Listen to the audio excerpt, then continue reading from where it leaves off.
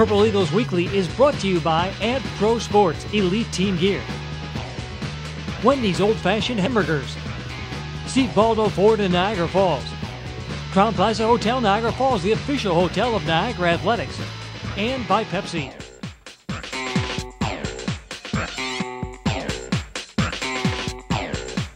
And good evening and welcome to Purple Eagles Weekly here on Time Warner Cable Sportsnet. I'm your host, Jeremy White. For the next 30 minutes, we'll catch up with Niagara Athletics. We'll check in with the men's hockey team getting very close to the conference playoffs. The men's basketball team has gone on a very good run of late, and we'll also check in with SAC once again and check out the life of a student athlete who's also on a governing council. But in the meantime, we're going to check in with the business side of Niagara Athletics, and we have Ron Rakuya, the president of Ad Pro Sports, with us here on Purple Eagles Weekly. Glad to have you here because we kind of get a little bit of a different look in terms of the things that happen with collegiate athletics. How long of a partnership has Niagara had with Ad Pro Sports, and I guess what is Ad Pro Sports? Hi, Jeremy. Thank you. We've had a partnership with Niagara for 7 years now, and just recently we entered into another multi-year extension to provide all of Niagara University with their athletic apparel, uniforms, and equipment using Nike. Now, in the past, it's been not just Nike, but other brands as well? Correct. We've used Adidas in the past, Reebok, but it was primarily Nike. What we've done with the athletic administration is make a decision to go Nike exclusive, and that's very exciting for us and very exciting for Niagara. What does it mean for the student athletes, to have any new equipment from this point forward or for the duration of this agreement be Nike and to have a universal brand for the university? Well, you just said it. Universal branding is one of the biggest things. For the athletes, they get the #1 brand in the world, head to toe, from the top of their head down to the bottom of their feet. It's exciting. They get to partake in Nike's innovation, their product launches, some special makeups, colors, designs, everything. And over the course of your time with not just the company but with the university, how much change have you seen in the actual business itself? Did it just used to be, let's toss some logos on some shirts, and now it's even more, whether it's research and development, the finest equipment, whether we're talking helmets or elbow pads, safety? Just how much change has there been? The technology has changed tremendously, from the weight of the product, whether it's sneakers or uniforms, moisture management, designs. All you have to do is turn on the TV and look at Oregon and Florida, just to see where the product's going and what the schools are looking at. Now, when you talk about Oregon, that's one of the schools I wanted to ask you about because I think they are right at the forefront, the cutting edge in terms of marketing, and not just that, but they change their product. The football team changes weekly, and some people think it's kind of strange, but I personally tend to like it. It's just it shows that they're always working, they're always on the move. Is that where the future is going for this? Well, it is. And Oregon's unique because every student athlete that plays for Oregon, no matter what the sport, will never wear the same uniform twice. And that's the beauty of having the founder. That's every sport? Every sport. I thought it was just football. It's no, every sport. It's every sport. But that's what happens when Phil Knight's an alum of Oregon University. But what you see at Oregon and what you see at some of the promo schools that you see on television, a year later makes itself available to the rest of the country. So what you see in that pro combat style of uniform, or the heavy fit, tight fit, or the shoes and the color combinations, next year that'll be available for Niagara and for schools all throughout the country. And one thing I think you can talk about with recruiting, if you're trying to get a student athlete, if you've got two schools and one school's got a universal brand and has cutting edge, top of the line stuff, and the other school's just still kind of getting into that, it's a recruiting advantage as well. Tremendous advantage. I know you're going to talk to some of the basketball guys later today. They'll tell you they want it every day, all day. Nike is the #1 brand of choice for athletes everywhere. And for brand identification, it's also important to identify a brand with a university. So what's the next step from here? Well, the next step is really to advance the product line at Niagara, to convert the sports that have historically used a different brand into Nike and continue to push the Nike product. What it'll do is it'll allow us to continue to brand Niagara's logo, the Purple Eagles logo, the purple designs. We'll have consistency so the colors will always match. That's a big part of moving this whole thing forward. Now, when you talk about moving it forward, brand identification, How much of an active role does Nike take in that? I know that they're going to actually do the NFL jerseys coming up soon. So Nike's one of these companies that's really taken an active role in sports, not just been the supplier, but they really kind of drive product. They really kind of drive the look of all the sports that we seem to watch. So I guess how much of a role does Nike have in the future of Niagara?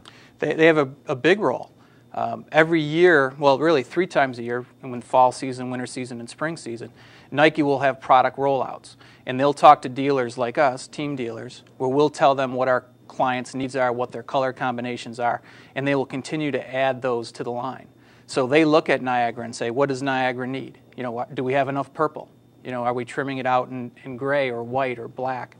Are they custom orders? Are they stock orders? All of those go in Nike's thinking with their different schools. So a partnership moving forward, and sky's the limit, apparently. Yeah, we hope so. Can't wait. All right. Ron Rakuya, president of AdPro Sports, as Niagara moves forward to the new partnership, and, of course, universal coverage for Nike on the way. Coming up next, we'll check in with the men's hockey team. It's getting down to the nitty-gritty playoffs, so right around the corner, we'll check in with Niagara head coach Dave Burkholder here on Purple Eagles Weekly.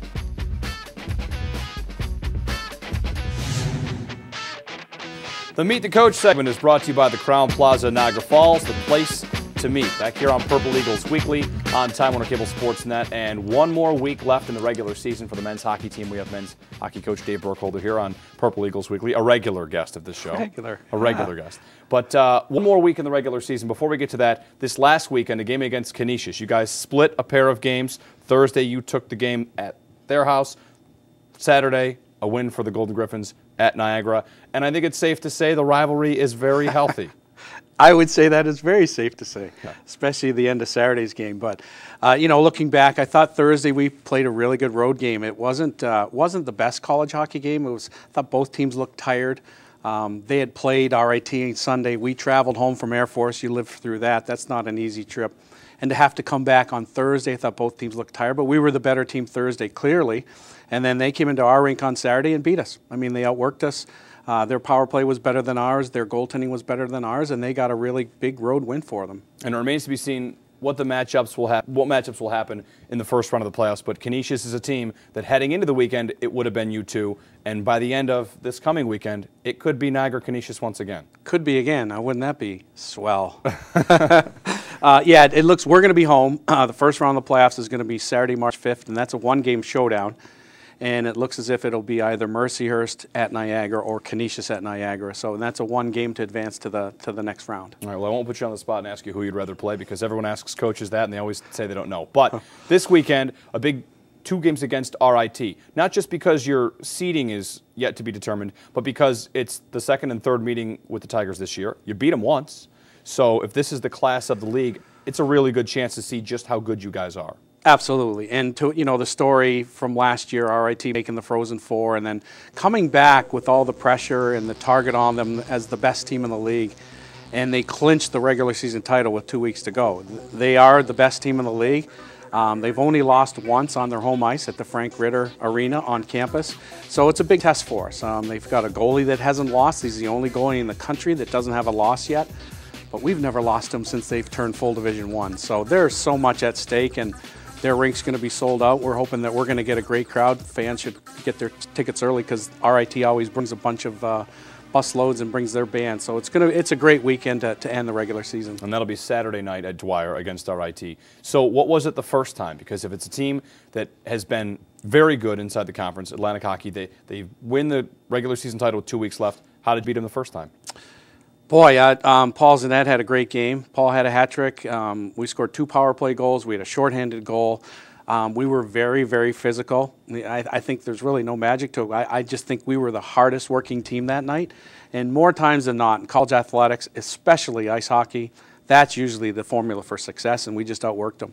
Last weekend against Canisius, you scored a 3-0 win and then scored 3 in a loss. It seems like the offense went through a little bit of a downturn there. You're looking to find out who was going to come up and score goals other than Paul and Brian Haychick. We've had them on the show before. And secondary scoring, something you and I talk about a lot. And it seems like you've got a couple guys that have come up big in that spot. Ryan Rashid probably at the top of the list. Oh, we're so happy what he's done as a freshman.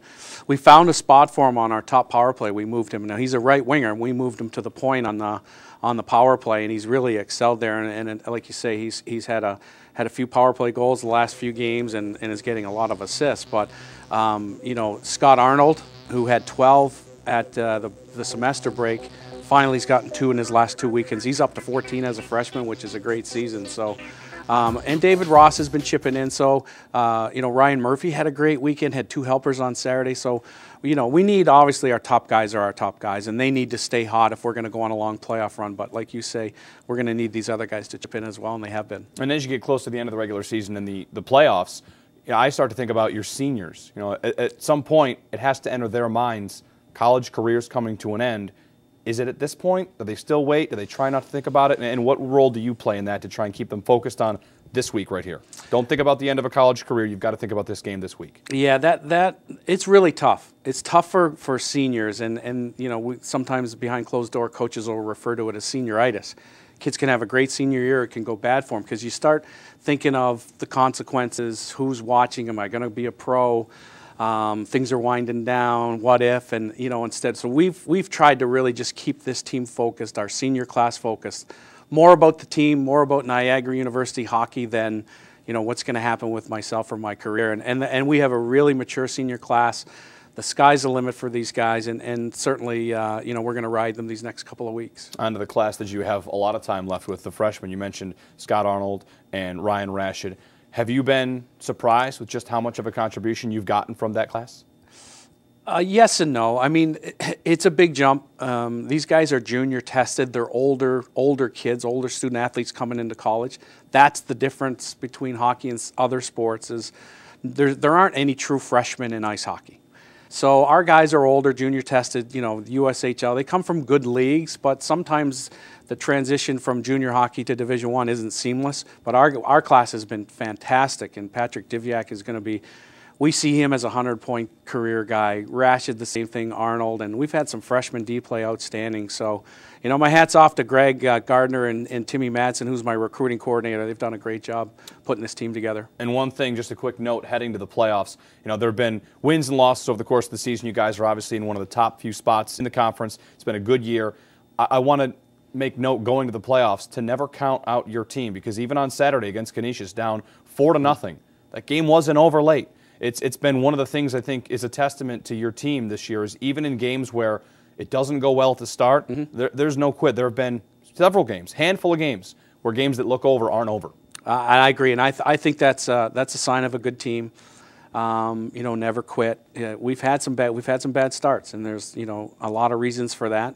You know, that can't happen down the stretch here, certainly come playoff time, but the guys do believe. Like, it was 4-0, 5-1, and I truly believed on the bench it wasn't over. And I think the team did as well. And you know, our third period we had 20-10 and just couldn't get it to the one goal. But so that's, you know, when you want to win championships, I think that's got to be a big part of it. And I trust them in that area. And you know, it should be a lot of fun these next few weeks. Well, this weekend at home against RIT on Saturday, and the third spot in the conference in the first year in Atlantic hockey is still on the line. So back-to-back, home and home with RIT, and then the conference tournament, which should be some fun. We'll get some games at Dwyer, hopefully. We will, promise. All right. Well, head coach Dave Burkholder here. Purple Eagles heading to RIT, and then a home game Saturday at Dwyer. Be sure to be there. Up next, men's basketball on the docket. The Purple Eagles men's basketball team all of a sudden hitting its stride. We'll check in next on Purple Eagles Weekly.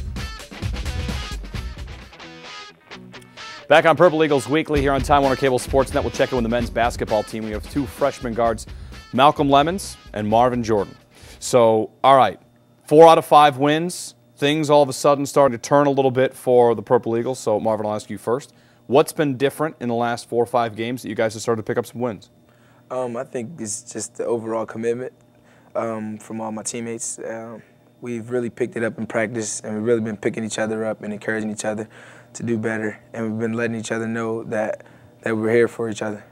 Malcolm? Yeah, like basically we're committed. We come to work hard every day in practice. So, you know, we knew like it was going to come together like at one point or another. So, you know, we just knew like if we worked hard, we would get our chemistry right. One of the things we talked about was with Coach Mahalik and with Anthony Nelson was that the leadership on this team needed to kind of help out the young guys. It's a young team. You have a lot of freshmen.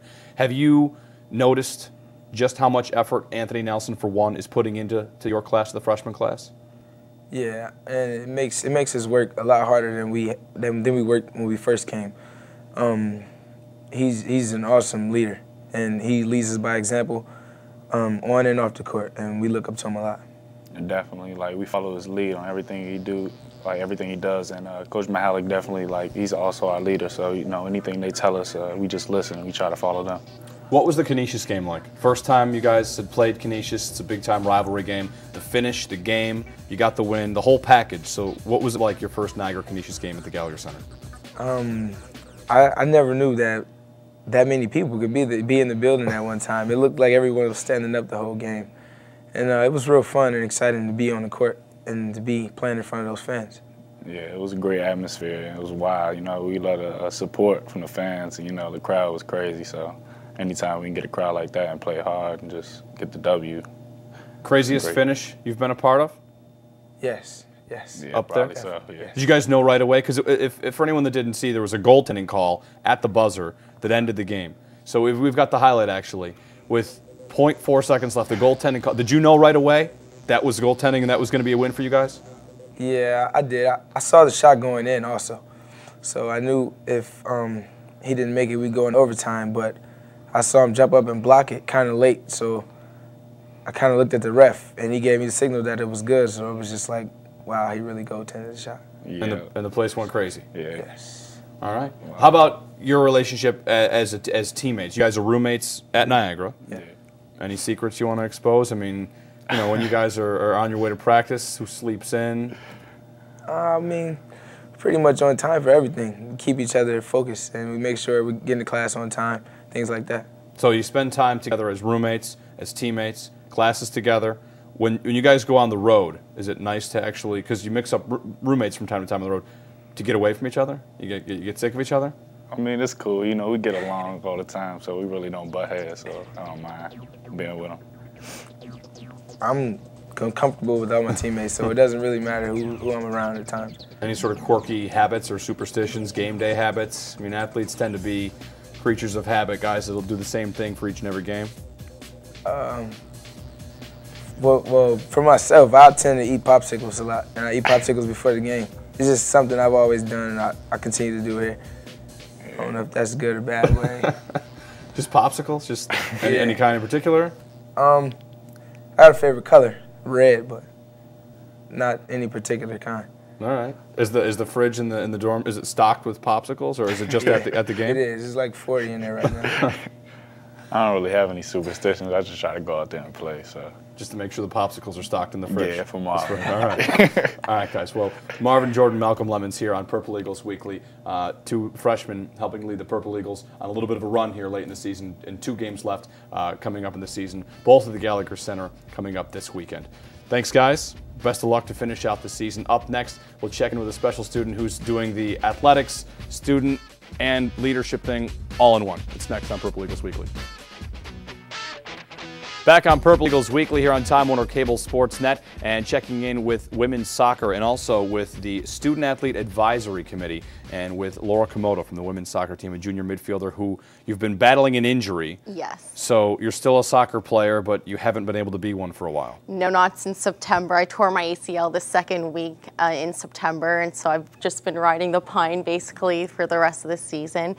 And I should be cleared in 2 weeks, hopefully, to start playing again. So without the soccer portion of your entire resume, you haven't been able to play. Has that led to an increased focus on academics, on leadership, or on SAC, the council? Yes, there has been an increased focus on my academics as well as on the Student Athlete Advisory Council at Niagara University. Our current projects we're working on are we're working with the Habitat for Humanity. So Rob Martini, who is the community outreach chair on our council, we've been working closely together to get our student athletes out to the Habitat for Humanity projects in Niagara Falls. So there has been an increased focus on the leadership aspect as well. So Vice President of SAC, what kind of role exactly does that entail? It's a leadership role. Basically, I help Rebecca Succi, our president, so whenever she needs help, I'm there to like back her up. And other than that, I'm there to motivate all the different SAC reps from the individual teams and just to make sure that they're doing their job, to make sure that student athlete concerns are being raised and they're being advised as well. Also something unique for you, you have a twin sister. Yes, I do. Now here's the thing about twins, aren't they always supposed to show up together? How That's what I thought you're too. You're here by yourself? Yes. Any particular reason? I don't know, I'm not too sure, but I just came here by myself today. Well, fraternal twins though, right? Not Yes. identical. But do people always ask you all the typical twin questions, whether or not you have the same kind of, do you finish each other's sentences? And to be teammates on the soccer field, I mean, is there any sort of unique dynamic to it? There's a very unique dynamic. We've been playing together since we were 6 or 5 years old, I can't remember. And she plays in the back and I play up front, and for some reason she can always like miraculously find like that through ball to me on the field, and we just have this connection. And with other teammates, I have to use vocals to communicate where and when I want the ball, but with my sister, she just knows where I'm going to be all the time since we've been playing together for so long. So when you go back all the way to when you started playing together at age 6, did you talk about or dream about playing together this late in your soccer careers?